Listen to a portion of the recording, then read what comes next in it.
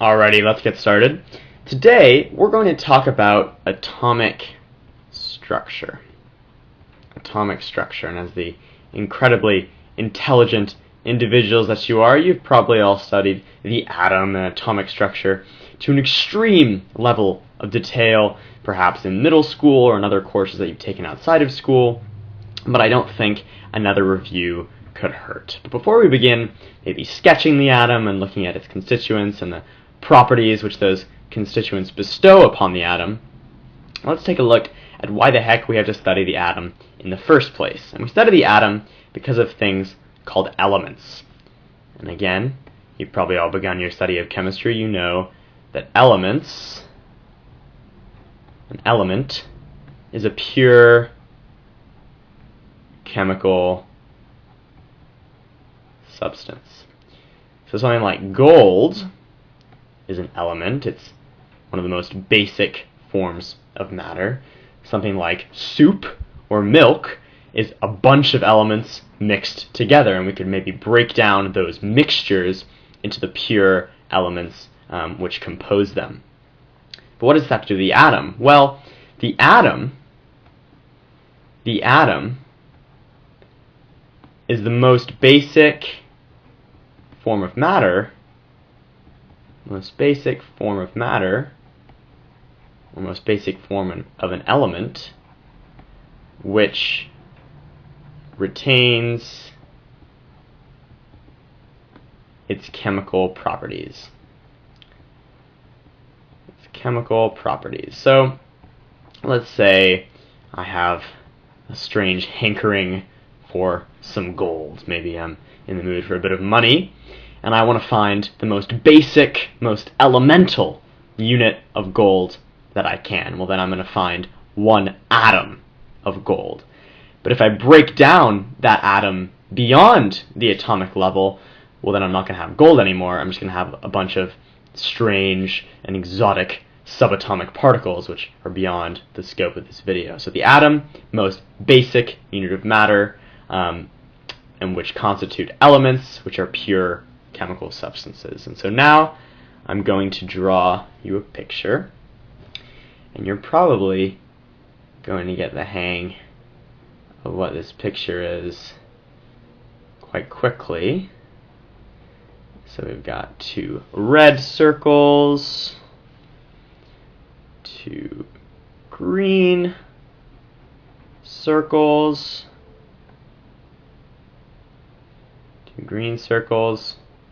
and then moving around this center of four circles are two tiny blue dots. And they're not really moving around the center in circles or in nice ellipses. They're really moving all over the place in what in a second we're going to call the electron cloud. I've just given away what the name of these blue dots are, but no matter. And if we draw a nice circle around this structure, well, we know that this is an atom. And if you're a nerd like me, and you know your Greek and Latin roots, you'll know that the word atom is Greek for uncuttable. Uncuttable, which is ironic given that we're cutting into the atom to figure out what's inside it right now. But back in those days, and back only about 100 years ago, they thought that the atom was, again, uncuttable, unbreakable, the most basic unit of anything. But we know better. We know that the atom is constituted really by three things, and we can see them here. We know that these red circles are what are called protons. These green circles are called neutrons. And together, these two large kinds of circles make up what we call the nucleus. Maybe in your study of biology, you know that the nucleus is a critical organelle in all eukaryotic cells, and that oftentimes it's found in the center of the cells. And so similarly, in atomic terms, the nucleus composed of protons and neutrons is what's found at the center of an atom. It's the concentrated center of mass, and as we'll later find out, the concentrated center of positive charge. But of course, we do have one final constituent, and that is the electron. And as I said before, the electron doesn't orbit the nucleus per se, like our planet around the sun. It really just sort of moves in spastic ways in a rough circle. If you averaged out all these little movements, it would be equivalent to a circle, but we can't just plot them like orbits, as we'll find out in later videos. And so when we talk about these three constituents of the atom, we can really talk about two different properties of the proton, the neutron, and the electron. And those two properties are mass, and charge, electrical charge. And let's make a little chart to look at these three properties. So we've got our electron, we've got our neutron, and we've got a proton. I apologize in advance. I am extremely bad at drawing straight lines, but I'm going to do my best.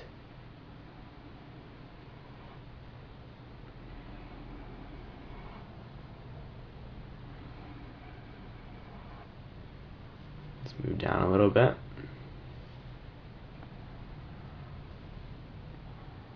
That wasn't so bad. Lovely. So first let's look at the mass of an electron. And so as we can probably see when we take a look at this extremely poor drawing, protons and neutrons are way bigger than electrons. And we can see that when we look at the mass.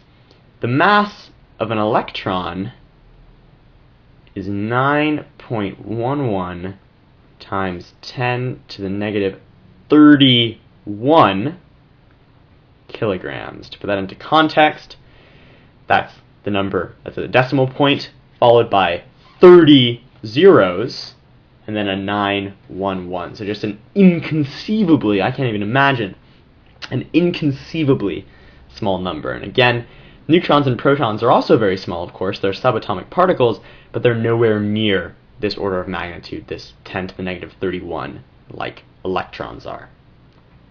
So let's take a look at the mass of a neutron.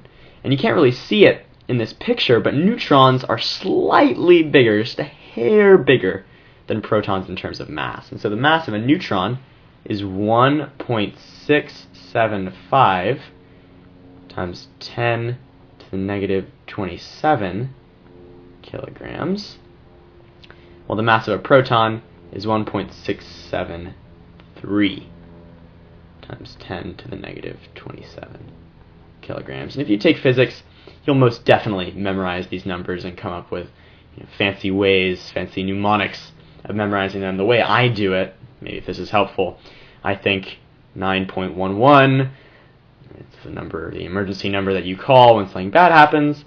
Maybe you call it when you get an electric shock, and that will be caused by electrons. And for neutrons and protons, you can really forget about this 5 and this 3. Those are kind of irrelevant. I just think about 1.67 times 10 to the negative 27. And to remember that, I think there's a 7 here, and there's another 7 here. But whatever works for you. So moving on from mass, let's take a look at charge. And maybe the colors in which I've drawn, or which I've written these subatomic particles will give away the charge of each. But we can look at them nonetheless. We know that the electron has a negative charge, and we assign it a charge of -1. And that's extremely convenient because the proton, of course, has an equal and opposite charge to the electron, and we assign that charge +1. And then, of course, the neutron, as this prefix nu implies, is electrically neutral. So it has no charge. And just to give you a bit of context, this -1, the charge on one electron, is actually negative 1.6 times 10 to the negative 17 coulombs. That's a unit of electrical charge, and you don't really need to know this in the scope of chemistry, but that is really, really small. And so we've got these three subatomic constituents, and I've told you that the atom is the most basic unit of matter, the most basic form of an element. But if that's the case, and we have these three things, well, which of them defines the atom? So we've got a little question.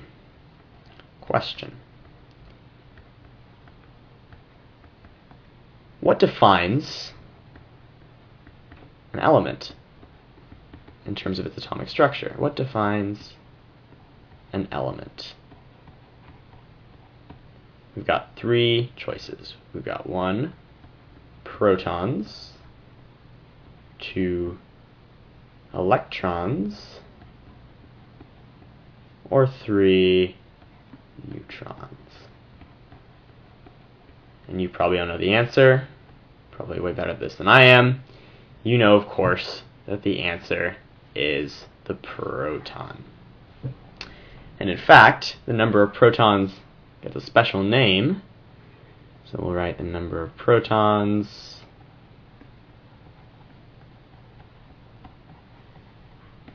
defines an element, and the number of protons which an atom has is called its atomic number.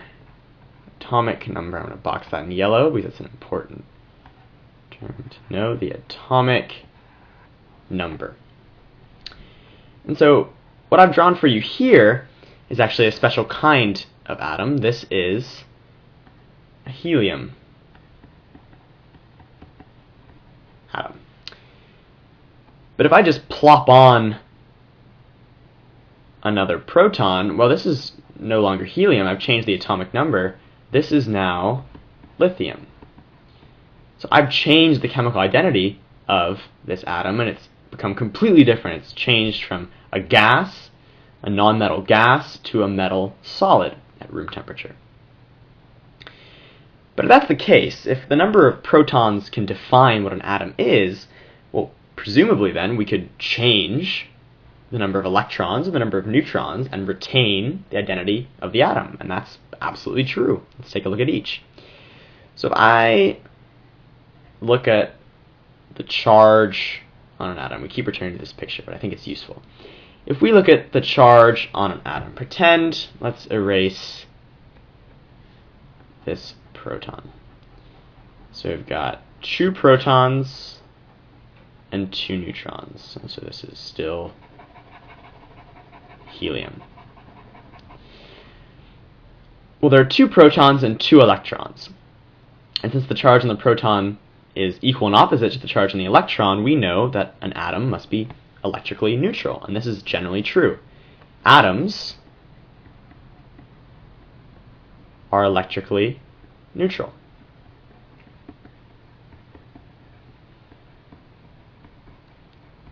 If I add an electron, we can't really add or subtract protons, that would change the identity of the atom.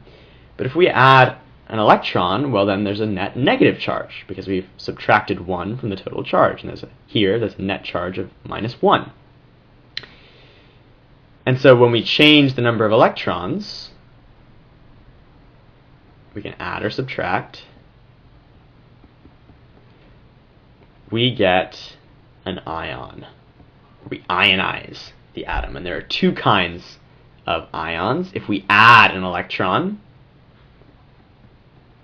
well, then we get a positively charged ion. Or excuse me, we get a negatively charged ion. We're adding a negative charge, negatively charged ion, negative ion. And that is called an anion. An anion. So an anion has more electrons than normal, and it's negatively charged. Conversely, if we subtract electrons, well, we're going to get a net positive charge because we're taking away a negative charge. And that kind of ion, is called a cation. A cation. And this is actually really easy to remember. If you just look at the word cation, you can see that it has a T, which looks like a positive sign, and of course the cation is positive. And so moving on to the final topic of this video, I said we can change both electrons and neutrons. I've explained how we can change electrons in an atom to turn an electrically neutral atom into an ion, but what about neutrons? What about neutrons? Well, let's go back here. If I plop on an extra neutron to this helium atom, I'm not changing the number of protons, so I'm not changing the identity of that atom. In fact, all I've done is created an isotope of helium. What is an isotope? Well, when atoms, or rather atoms with the same number of protons, remember the number of protons is called the atomic number, so essentially the same element, but different numbers of neutrons are isotopes of each other.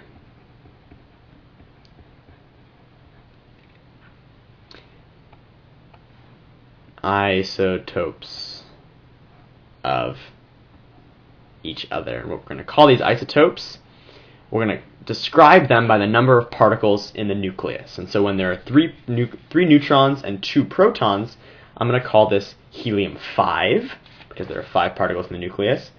But when we erase this 3rd neutron, when there are only 2 neutrons and 2 protons, we're going to call this helium-4. And this number, the number of particles in an atom's nucleus, is called the mass number. And we're going to look at the mass number, as well as a few other things about the atom, when we present it this way. You're going to see a lot of different atoms presented this way. Something like this. So 3 different things here. We've got the elemental symbol. This is, of course, helium. This 2 down here, which is the atomic number. We know a helium atom has 2 protons in its nucleus. That's the number of protons. Up here is the mass number. And this is just the number of particles in an atom's nucleus. And we're going to write our first equation here. The mass number is just equal, and this should make sense, number of protons plus number of neutrons. We assign both protons and neutrons a mass number of 1, and we just add them to get the total mass number. And so if I change this 5 to a 4, I take away 1 neutron, and I subtract 1 from the mass number. This atom, the identity of this atom stays the same. I'm just subtracting 1 from the mass number. And to get this concept into your long-term memory, I'm going to give you one question to finish off. So take argon 40. If I tell you argon 40, argon is an element, and again, this is the mass number. Whenever we have a number after the element, that's just the mass number. Has an atomic number of 18. How many protons, neutrons, and electrons are there in this atom? So pause this video, maybe rewind if you need to, and I'll see you in a little bit to answer this. Alrighty, welcome back. So the easiest part of this question is, of course, the number of protons. I told you argon has an atomic number of 18. The atomic number equals the number of protons. Atomic number equals protons, so equals 18 protons. And remember a little bit ago, I told you that atoms are electrically neutral. I didn't specify that argon 40 is an ion, so you should know that the number of protons equals the number of electrons So there are, lo and behold, 18 electrons. Now the neutron bit is probably the most challenging, but we can handle it. I gave you this little handy-dandy formula to calculate the mass number, the number of protons plus the number of neutrons. Well, we know the number of protons is 18. We know the mass number is 40, so we know two of these quantities. To find the number of neutrons, we just subtract the number of protons from both sides. So we subtract 18 from 40, so 40 minus 18. Again, this is the mass number. This is atomic number. And by my calculations, we get 22 neutrons. So thank you for watching, and I'll see you in the next video.